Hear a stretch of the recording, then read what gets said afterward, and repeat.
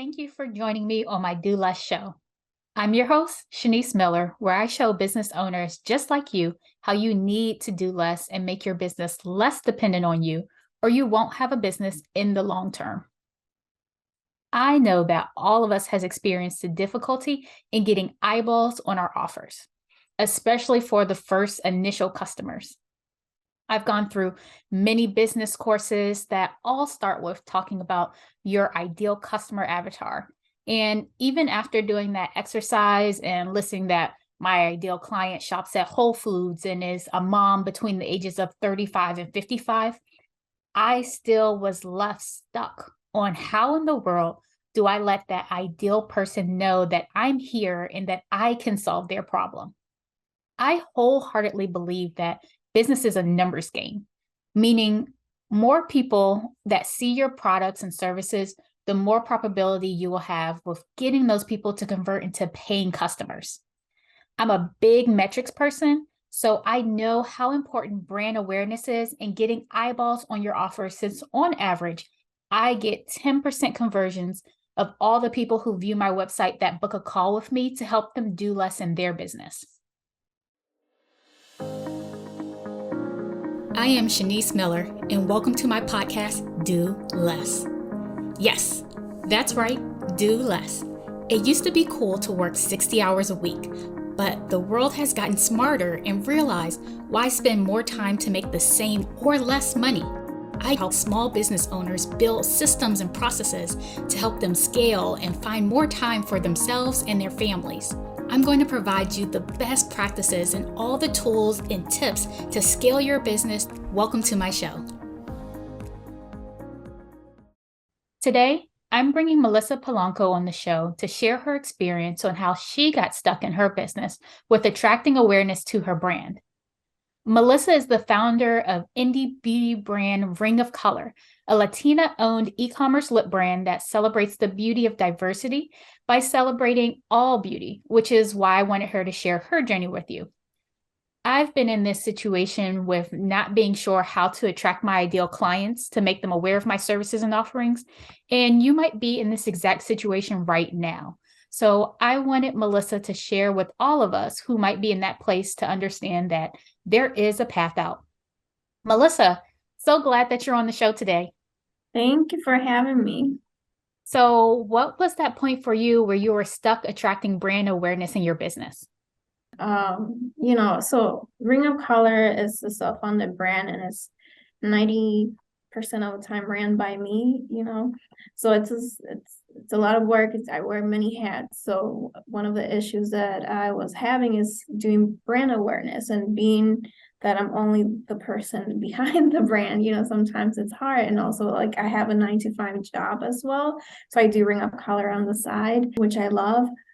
And just networking with many other beauty founders or other business-owned women, just word of mouth, just connecting with people was helping, and reaching out to beauty editors just so they can talk about Ring of Color, and just trying to do the work and trying to network just so I can create that brand awareness. Okay. So creating that brand awareness, I'm assuming that it's taking a long time. Is that correct to assume? Yeah. What was the importance of brand awareness for you? Well, it's important because I want people to know who Ring of Color is and what's the mission of this brand. There's not a lot of brands out there that are Latina owned, and that's very important to me to talk about, and it's not like Ring of Color is specifically for Latina women, but I just always want to mention that because there's not a lot of brands that are owned by women or women of color. They're mainly ran by businessmen, and not businessmen that like makeup. They just like having a business. So there's a passion. What was the importance for you to start this Latino brand and not just have the businessmen to continue on in the cosmetic space, but for you to kind of break through and have this brand, a Latina and a woman of color type of brand? Well, it was important for me because I wanted to have a brand that other women can relate to, and that for you to see that, if I can do this, then you can do it too. Like, I want to be able to create a space in our community where people just find themselves seen in the space in this industry, and just being able to support and empower other women. So that's why it was important to me to mention that. Do you feel like people aren't seen in this space and industry? In the beauty industry, no. Why No, not? there's a standard of what beauty is. You're supposed to look a certain way, and in reality, there are women that look like that, like in the models and all this stuff, but not all of us look like that. And those are the only people that you see in advertising. And that's why when I say people don't feel seen, it's because they don't see people that look like themselves in these advertisings, and they want to be able to connect with the brand and who's behind the brand, and they're trying to be more intentional of who am I buying from. So did you feel like you didn't feel seen when you first started this brand? Yeah. Yes, and which is one of the reasons why I also started the brand. I got into makeup in my early 20s, and that's one of the things that I noticed even when I was looking at YouTube tutorials back then. Like, there were not a lot of even beauty gurus back there that looked like me, and that's when I started to see this tendency, like, I can't relate to that person. That, I mean, I can get their tips and all this stuff, but I can't connect with them to a certain level. And so no, yeah, I didn't see people like that, and back then I wasn't intentional where I was spending my money, but now I am. And I think that I learned that because I have this brand now, and because I know how things are ran, and because I know what's important now. Okay. So to be seen and to have that intentional to in buy brands that represent and show other people you, how did it feel when you weren't seeing, but you're looking at YouTube videos, but you're not seeing people that look like you? I felt like I didn't see myself in those videos or in those people, but I know there are people that are interested in makeup that look like me, or there are probably people that feel like me, because if I'm feeling it, there's likely a possibility that somebody else is not, is feeling the same thing. So I just felt like in some ways, like, not like out of place, or just not being represented. Mm. Wow. So you really wanted other people to feel represented, feel like they have someone that they can go to. And what made you say, like, okay, this is why I want to do this? This is what made me drive and say, let me go and get into the beauty industry, because that's a long uphill battle. Yeah, well, it was that, the lack of representation, and then also, I'm in, one part of my background is higher education and counseling. So it's in me to want to help other people. So, which is also another reason why I'm doing this. Like, I wanted to create a brand that empower women. And So what's the importance of empowering women? you, you know, we talk about a lot, there's a lot of talk about lately about mental health, and what it can do to you. And it's very important, because you want to feel in a place where you are seen, understand, and you're in a community, and that you are able to do things even though you don't think you can, but you can. And having that somebody, or that you can relate to, that might have gone through the same thing as you, hearing their stories make it kind of sparks something in you, like, yeah, I can do this. Like, because like myself, yesterday I was watching a podcast of somebody talking about their struggles with mental health and their struggles with confidence, and where this person is now. And even though I don't know that person personally, I can connect with what she was saying, what she was talking about. And that's what I mean when I say, like, when we talk about things and we share about things, they inspire you to do things better, and achieve whatever your goal is. Okay. So what were you inspired to do better through this whole process? I wanted to remind people that they are beautiful the way that they are, and that sometimes we don't feel like we don't look our best, or like, something similar to that end. But at the end of the day, you have something in you that makes you unique. So there is beauty. I always say there's beauty in diversity. and there's beauty in color. And I just wanted for people to kind of take that sentence and like just immerse themselves and feel, yeah, like I can do this, like I feel represented, like yeah, I can. Okay, okay. So what I know we jumped around a little bit, but Yeah. we're trying to make sure that we talked about just building that brand. And you said you were working that full-time job. You're, trying to run the company, you're trying to do networking events. How did that feel having to do all of those things together? It is tiring. It is tiring.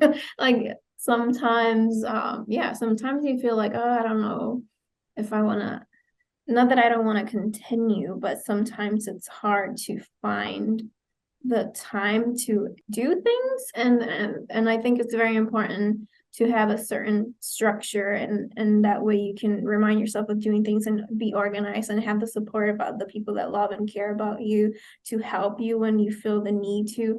And it's also like part of being an entrepreneur and running your own business, or whatever type of business this is, you wear so many hats, but you have to remind yourself that it's okay to ask for help, and it's okay to seek professional help, like in a certain, like, oh, I need somebody to help me with graphic design because I can't do it. Like, you have to be able to let go of certain things in order for you to focus on other things so that the business grows.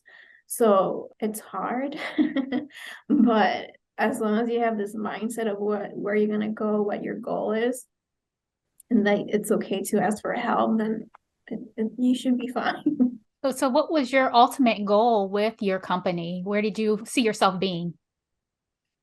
My goal is to, one, I want to be able to create a community where people just feel connected and be, I want the brand to be reachable, and I want people to like be able to reach to me if they have questions or anything like that. And I also want the brand to hopefully be in shelves.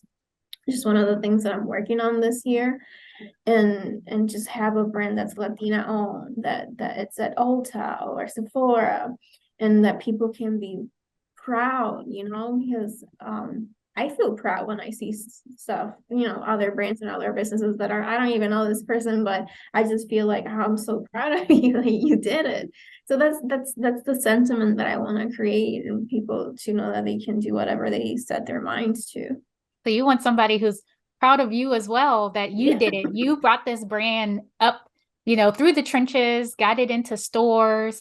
I can definitely see you being in a bunch of the Targets, the Ultas, all of Hopefully one day. the. So now what are you doing to build that brand awareness? I know you mentioned some networking events. What else are the things that you really have to do to build that brand awareness? Collaborating with other either content creators or with other brands. I'm trying to find other online marketplaces because sometimes being a small brand and being self-funded, like for you to get into retail, for you to get into shelves is a little bit more complicated when you don't have investors or anything like that. So finding other online marketplaces that are kind of emerging now and that are accessible to small brands, that's one of the things that I'm doing. And just social media and creating a community and building a community on social media so they can know your story, know who you are, know who your brand is. So yeah, those are the things that I'm working on. Okay. And I know you're working on them. It's probably like an upward hill that it feels like you're just constantly trying to keep doing these things, trying to keep finding which one works. Yeah. What does it feel like being in that position, being stuck with building that brand awareness with not being in those stores yet? Yeah. It's a little of trial and error. It's human too. Like when you try, one of the things that I want people to remind themselves is to not compare yourself to other people. Like if you find yourself in a business or an industry where you follow a lot of people that are kind of like you and have a brand kind of like you or a business like you, they might be achieving some goals that you might be questioning, why am I not doing this? But everything happens for a reason, and we all have our time when things happen. So, and I have to remind myself of those two sentences many times, a lot throughout the day sometimes, because I'm only one person. I can only do so much. But again, I believe in my brand. I have passion for it. I know this is a good thing. And I know the time will come when, it grows. And then when that time comes, and, I'll pass whatever that term is, build the bridge or pass the bridge or something. But yeah, just taking one day at a time. But it can be a little bit of frustrating. And I know I've experienced this as well. Like you get started with a business and you just like hope and you kind of expect it to like go from 0 to 6 figures in like 3 to 6 months. Yeah. Yeah. And so sometimes it can be a bit discouraging when it doesn't happen that fast. When Mm-hmm. you're still doing some of those things day in and day out, like I was trying to post and I'm going to different areas, I'm going to different networking events, posting on social media, and not getting those results in the very beginning, not getting Mm-hmm. those clients that are coming to purchase. And I know that like that was the point where I was really stuck in business with trying to find that brand awareness, have the clients to know who I am, to know that I could help solve their issues. But that stuck feeling before you're getting those initial clients, or even like when you're on that roller coaster ride and you have like some clients and then you have a little slow season because you're doing so much with trying to build the brand awareness. And then or for me, I have a service-based business. So then we have to do the client work. And then you're back on this cycle of, okay, I did the client work. I didn't have time to market. I didn't have time to really do that stuff. And it wasn't until I put systems in place in my business that Yeah. were designed to make sure that I'm balancing all of these things at the same time. I'm not just focused on trying to build the brand awareness, but also I'm still able to do the client work without me having to do it. It's really about making sure that I'm doing less. Yeah. So how did it feel for you when you're in there, you're in the trenches, you're going, but this brand awareness isn't quite building up or building as quickly as you really hoped when you set out? Because I do deeply feel like when we start off, we're a little bit like fairy tale like. We Mm-hmm. have this idea like we're just going to get in there Yeah. and we know we're going to crush it immediately. Yeah. Yep. I had the same mindset when I started, and then I quickly learned that nope, this is not how it's gonna go. No, there's a lot of work to do, and then yeah, and when you, like you mentioned, when you are just one person, you're the one running, you focus on one specific aspect and then you forget about the other ones. And it's because you only have so much energy and so much time in a day to be able to focus on different things. And but again, that's the struggle of being an entrepreneur, and having your own brand and or business. And it's just trying to direct where you're going to put your energy in, where you're going to put the more energy that's going to work, that you're going to see results, and then you can focus on something else. So it's yes, it's tiring, it's stressful, but it's just trying to remind yourself, okay, I need help. Well, let me get somebody to help me with this work. Like you mentioned, you put systems in place so you can do the other thing, and then you focus on something else. It's the same thing, you have to prioritize where you're going to put your energy and where you need help with. So how did the extended time it took to start building and still building some of that brand awareness, how did that impact your mental health? Oh my God. um, I will be honest and say that I've cried many times, because it's, you get frustrated with, yes, I have a full-time job, and so I know I don't have as much time as other people who actually dedicate full time to their entrepreneurship. If I had that luxury of doing that, I would, but right now I can't.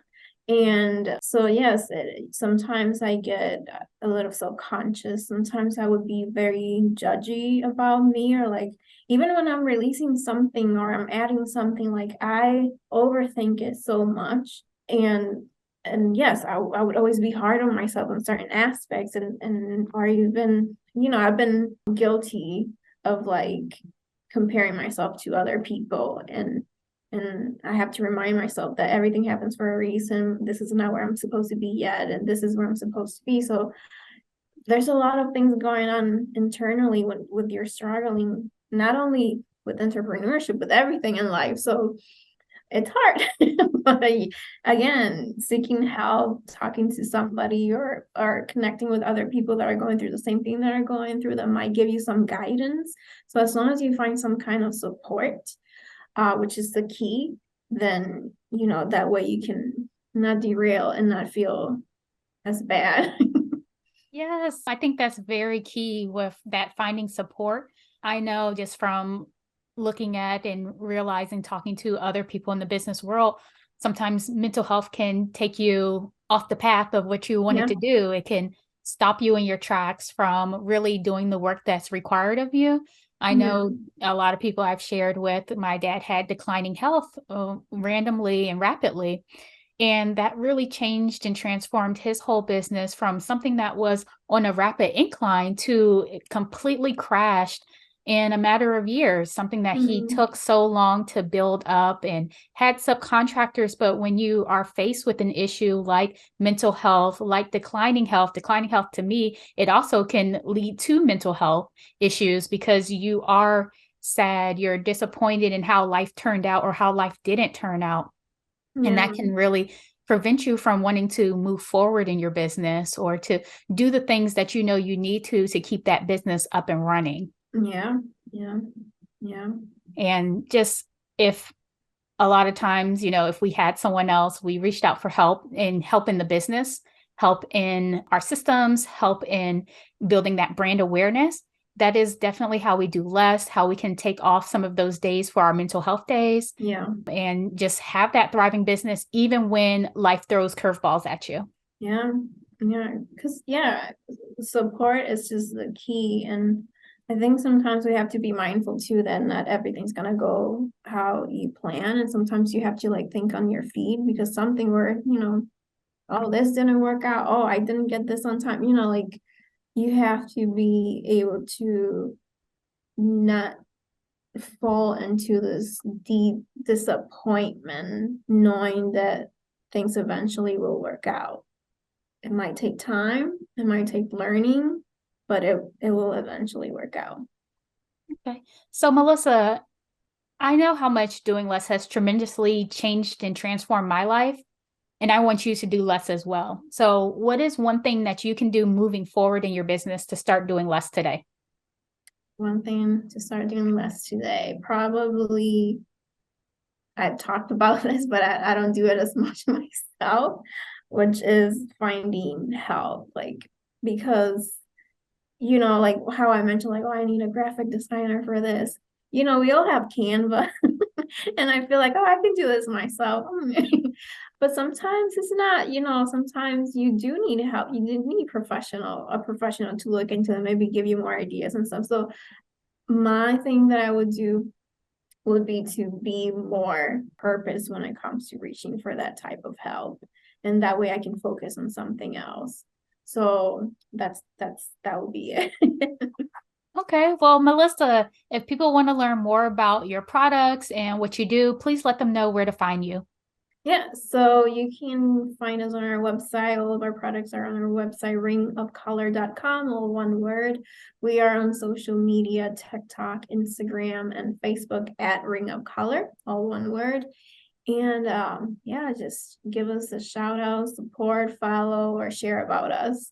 And join that amazing community. Yes, yeah, the Ring of Color community. So, thank you so much for coming on. It's been such a pleasure. Thank you. Thank you for having me. Listeners, please be sure to subscribe to the show, leave a rating and a review.